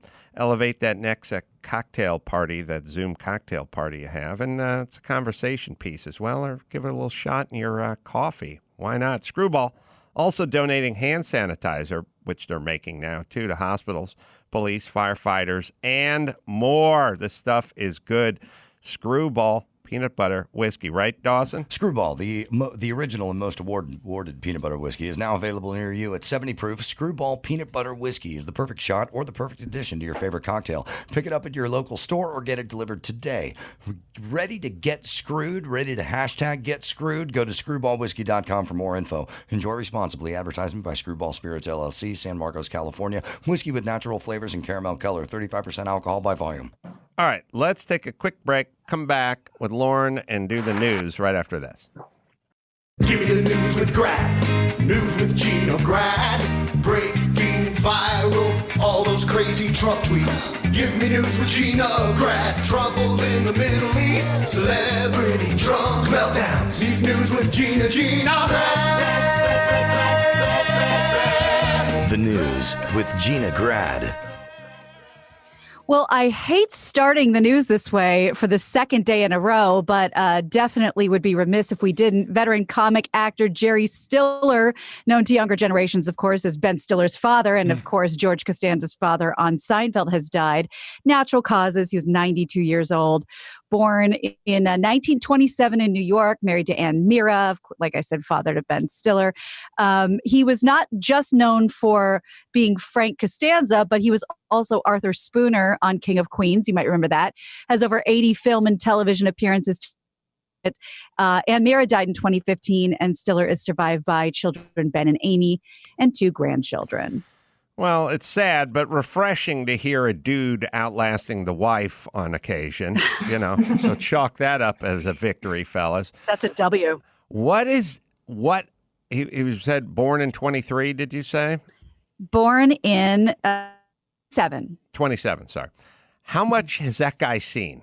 I mean, oh my God. The guy was born not too far after World War I. I mean, yeah. The cars. I mean, half the cars he saw were horses when he was 3, right? I mean, that's amazing to think about. My grandma is 94, and just thinking about everything she's experienced, and like now having to deal with the coronavirus and like staying home alone. It's such a weird arc to life. All the things you can experience in like 100 years. How old's your grandfather? My grandfather passed away. See, so that's a victory. I know that's you have a story for perfect. Now we're even.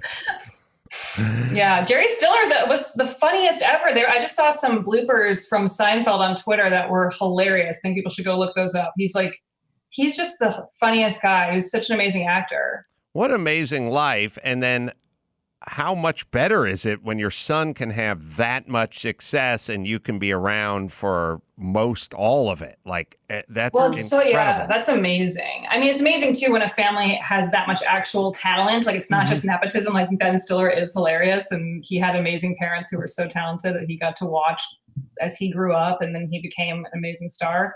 I mean, that is amazing that he got to witness that.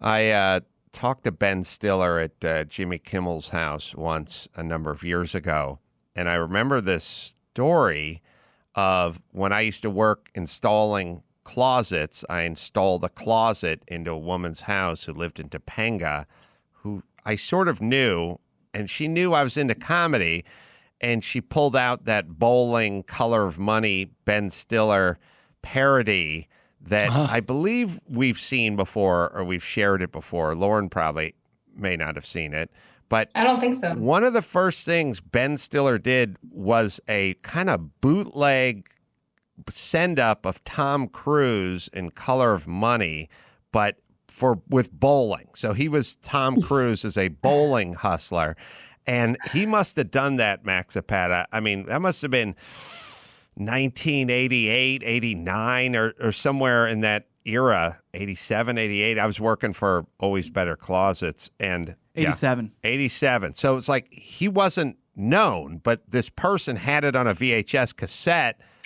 and like popped it in. It was like, you like comedy, you're going to get a laugh out of this. And then when I was talking to Ben Stiller in, 2015 at Kimmel's house, I was like, hey, man, I saw that video and it was fantastic, but have you done anything since then? He just started laughing.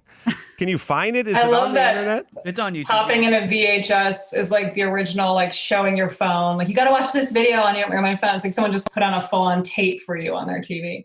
But things were still bootleg. I mean, look at the Jerky Boys. You know what I mean? Like, my roommates Ralph had like Jerky Boy cassettes, like where did he get them? How did we function? How did that work? That's always more fun when you don't know where it came from. I like agree. that. And when you were growing up, like so exciting. You feel so illicit. Well, the part that we used to have to engage in was this sort of forced foreplay. Like you had to go, all right, I'm going to send away for these tapes and I'm going to wait by the mailbox. And I mean, when they came 2 weeks later, it was a big deal. Now it's just get annoyed at your phone because you have bad reception. Come on, where's that video I asked for 55 seconds ago? This is an outrage, Chris. This phone sucks. This phone sucks. All No, right, we have it. We'll have it. We'll play it for you. You got to think Color Money and Cruise when you play it. From 87. Is annoyed. And to others. So is cheating. 20 years ago, Fast Eddie Felson thought he hustled his last game. Then he met the Kid. And now he's back. Newman. Cruz. Sean Mahoney. Yeah. In Martin Scorsese's The Hustler of Money. What can I tell you? The boss says no. What is solid this? dressing? You got salads, you need dressing. This is gourmet stuff. All right, it's a little spotty, but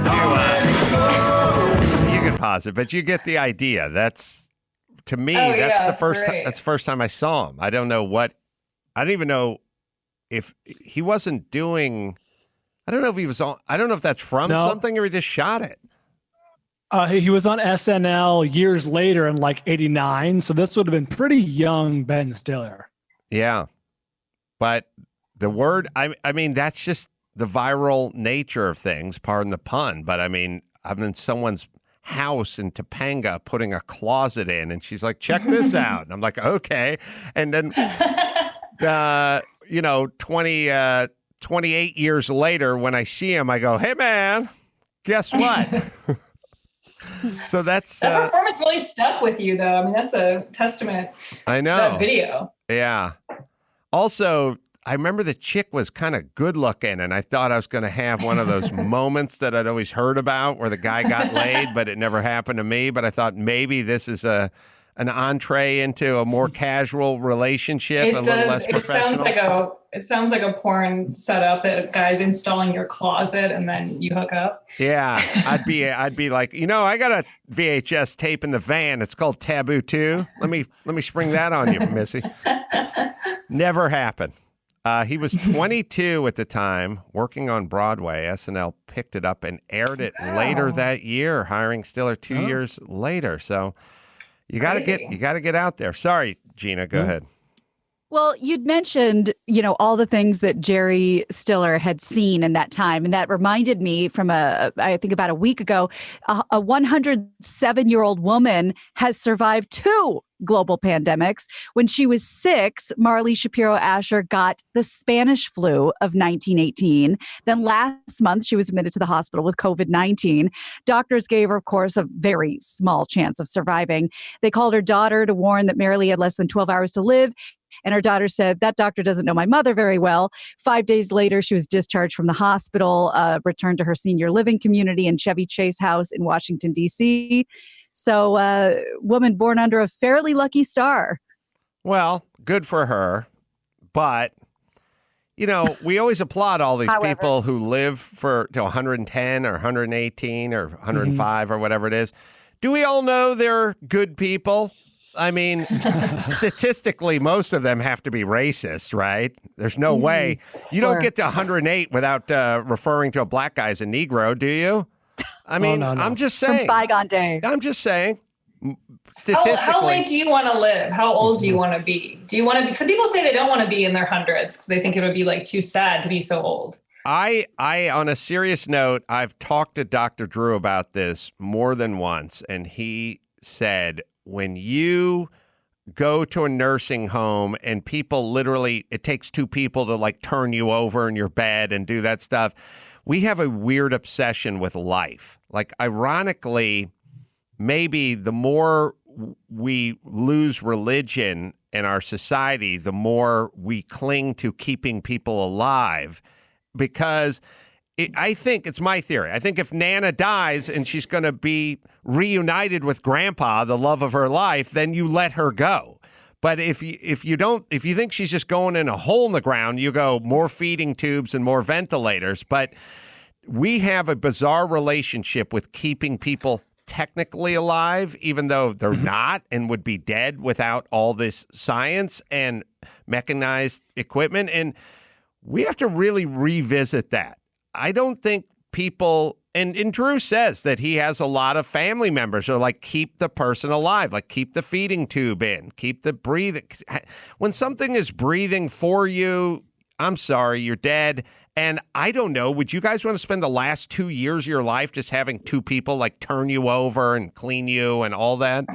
I don't think so. That. No, I'm just kidding. I don't want that. I feel like I like the idea of getting to be very old because I want to witness, my family's life and all these beautiful things that life brings. But I think if I had any huge health issues or like my mind started to go, I would rather not have to experience all of that. Well, Can I take this perfect opportunity to say, if you really do feel like that, please get it in writing and get an advance directive, because too many people, you don't think it's going to happen to you, and a family member gets sick and you don't know what they want. So I highly recommend, no matter how old you are, how great everything's going, get it in writing. That's funny you mentioned that. My wife, Christy, and I just filled that out a matter of weeks ago. We both were on the same page. Like, no, don't keep us alive artificially and blah, blah, blah. If it's over, it's over, that kind of stuff. But yeah, was that intense to do that paperwork? That seems scary. We just did it too. That was my birthday present to my really? fiance. It was one of my birthday presents. Yeah, we were on the same page, so it wasn't a big debate. It was just kind of like, yeah, I feel the same way as you. Yeah. Well, it's sad what we do. And also, a lot of those people have dementia. So I don't even know if they can speak for themselves. Really, what we should do, as long as we're using the pandemic to slow down and have some uncomfortable conversations, this should be part of that conversation, especially so many people perishing in nursing homes. But I wouldn't mind if the DMV made you declare major, like that. You can put a sticker on your license if you're going to be an organ donor. I don't know. I feel like we could all settle it at the DMV in a fast and efficient way.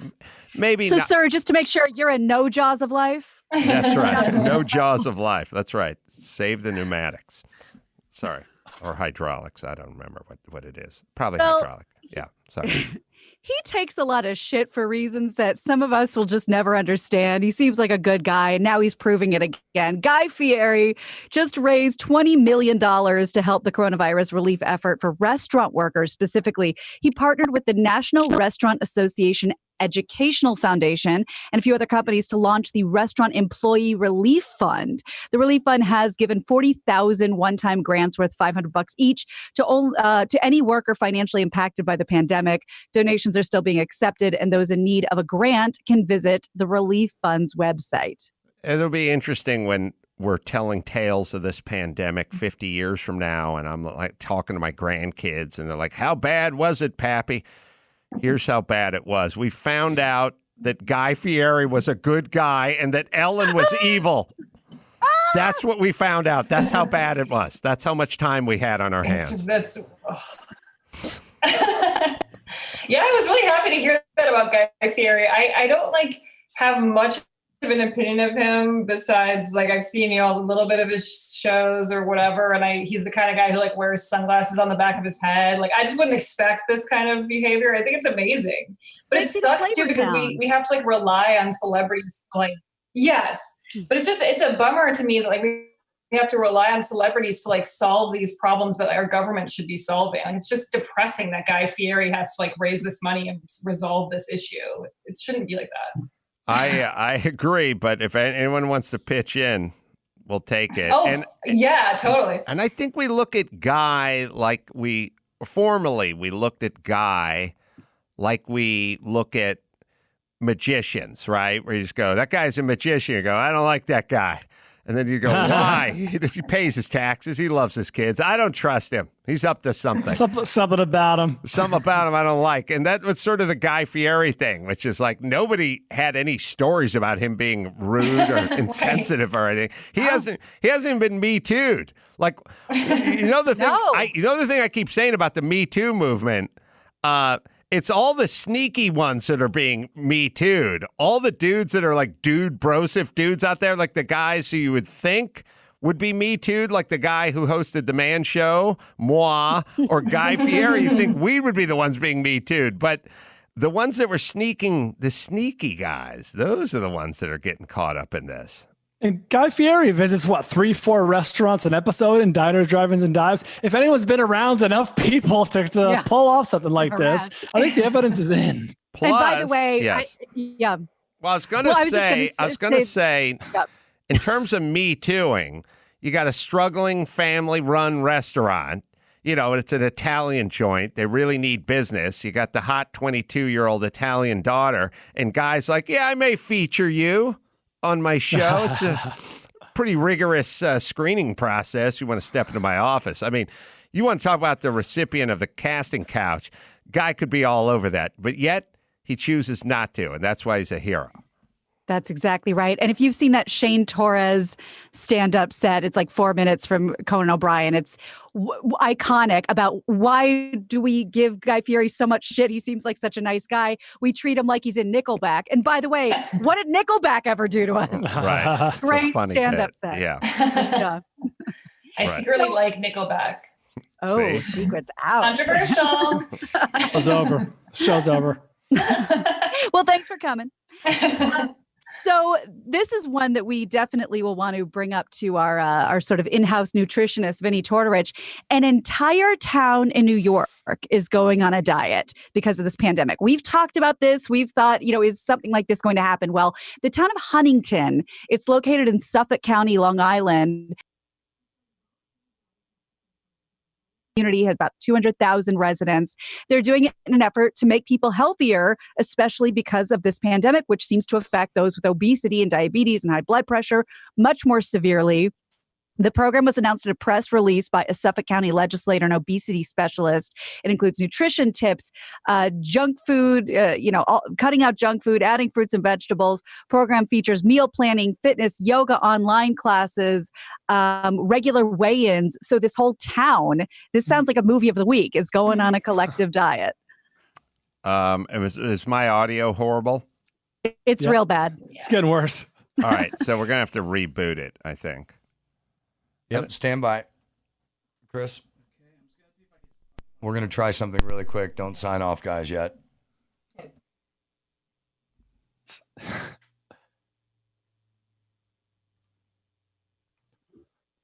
Check it, Adam. Test 1, 2. Much better. Good. Huh. Okay, continue. I wonder why it seemed to go about this time last show. Yeah. And the camera went out about that time last show, too. What Camera's a separate deal. Camera has a automatic sleep switch if nobody touches it. Oh. That's not it, but we'll figure it out. Okay. Doesn't matter. All right. So audio back. Let me hit a LifeLock here. Better Business Bureau is warning people posting your senior pictures for graduation. We're just talking about this and the date and the high school. Put your names out there, gives scammers an opportunity to piece together your profile and hack you. It's important to understand how cybercrime is affecting our lives every day. We put our info out there, and every day it's at risk. So you're online, and you're shopping, and you're buying meals, and it's all good, but you need to protect yourself. Cyber criminals finding new ways to steal identities every day, and if you're just monitoring your credit, you may not see what they're trying to do to you. LifeLock, leader in identity theft protection. If you become a victim of identity theft, LifeLock can help you restore your identity, and it's easier than you think to protect yourself these days with LifeLock. Get the industry standards. LifeLock, right, Dawson? No, prevent all identity theft or monitor all transactions at all businesses. Join now and save up to 25% off your first year by using promo code ADAM. Call 1-800-LifeLock or head to lifelock.com. Use promo code ADAM for 25% off. All right, Gina, what else? Well, Dawson related to us the story of the swastika mask man, and he would like to defend himself, this man in the swastika mask. So I'm going to give you a little more detail on that story. So days after, in the Santee, California, which people were calling Clanty, the dude wore his homemade Ku Klux Klan mask to the grocery store. Now we have a guy wearing a swastika mask. This was at a Food for Less, happened last week, and NBC7 tracked down the man behind the mask. He claims the community completely misread the message. He says it was 100% intended to be a peaceful protest. The only Nazi thing I was trying to say is the governor is acting like one up on his podium, gloating about his power and taunting his power. The man said he was told not to return to the store wearing the same mask. So he was just making a statement, people. Well, he can do both. I mean, he could make a statement and be offensive and have him removed from the store. But I get it. It's not even a Nazi mask as I look at it. It's a mask that just has a piece of foam core to it and a little. It's gonna suffocate. It's 4 inches by 5 inches. I'd have a simple question for this man before I render judgment. Okay, this is a protest to the oppression you feel you're experiencing from the government. Fine, I get it. Did that flag exist before this virus broke out, or did you just make it? Because if that was just lying around the house, then you're out. But if you have to print that out. But if you and your daughter made it last night, No, I don't think there's any excuse for that. I think everyone knows what that symbol means, and that wearing that is going to make people feel scared and unsafe. So I think if you're not, you just make a mask that says the governor is doing a bad job and wear that. Or you just do the little Adolf mustache on the mask. I mean, that's a missed opportunity. You got it right there. Could have easily just done the little mustache. Yeah, he's a douche. Well, Brian seized up, I think. It's contagious. There's a new thing where you do things that are outrageous, and then you go, hey, I was just commenting on whatever. And it's like, well, you know what you're doing. Yes, 100%. Because that's why we're talking about you. Right. Well, we talked about, I think it was last week, how there's a big campaign in Belgium trying to get people to eat frozen potatoes and French fries because they got a surplus and they don't know what to do with it. Well, now it's over to France. People are being told to eat as much cheese as they can stuff in their gullet. This is to save the dairy industry because the lockdown sales of cheese have plummeted. Now farmers are sitting on thousands of tons of cheese that they are going to have to throw away if somebody doesn't get to eat. And hold on. The dairy industry. How do you do poutine?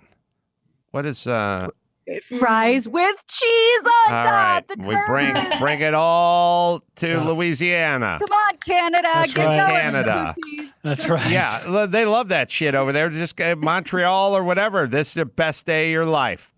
You're absolutely right.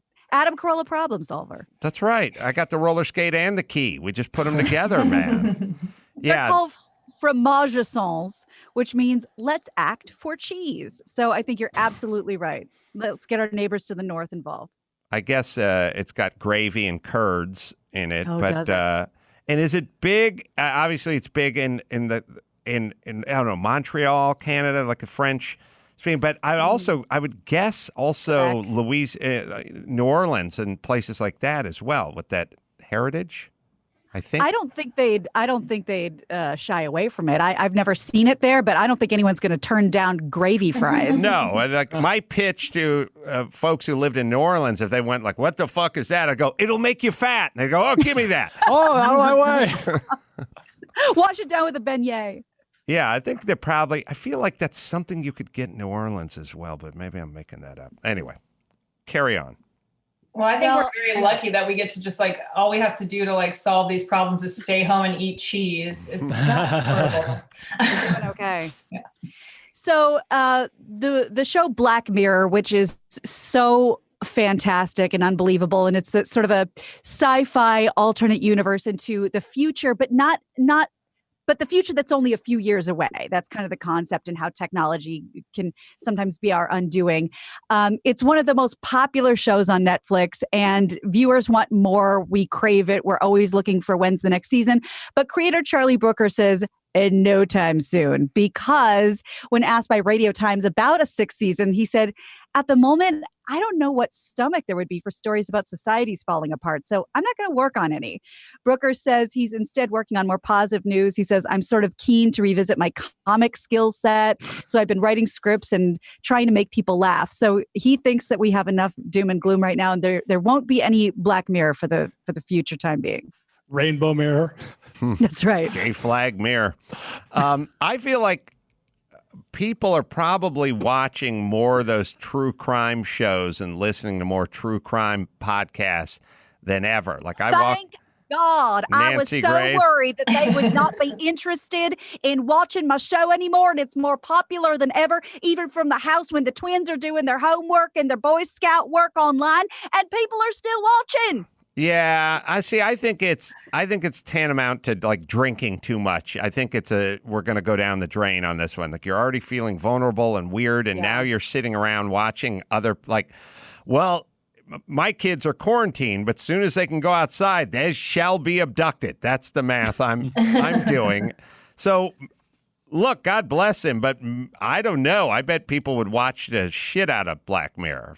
Well, and didn't they say that the movie Contagion and the movie Outbreak were like doing gangbuster numbers again on streaming services? Oh, yeah. That was kind of insane. Like the second we were all in lockdown, everyone was watching those movies. I couldn't do it myself. It feels too real, but yeah. Were people looking for survival tips? Were they? Yeah, maybe.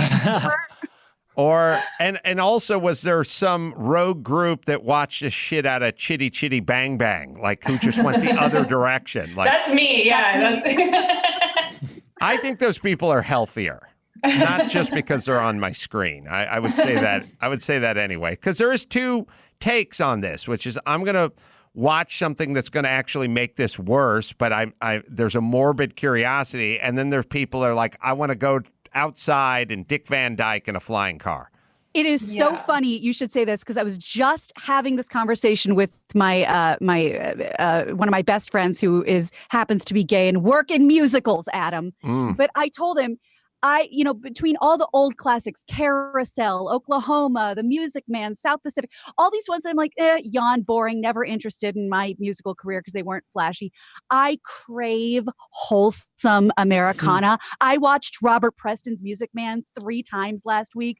I can't get enough of this wholesome classic stuff, which I never really cared about and had time for the stomach for before. I need it. I got into my car with my son over the weekend, started driving, put it on the 40s channel. Like I used to just listen to like 60s or classic rock, but I'm so with you. I put it on the 40s where they're talking about life is gay and I don't know all this stuff. Life is a ball of cherry.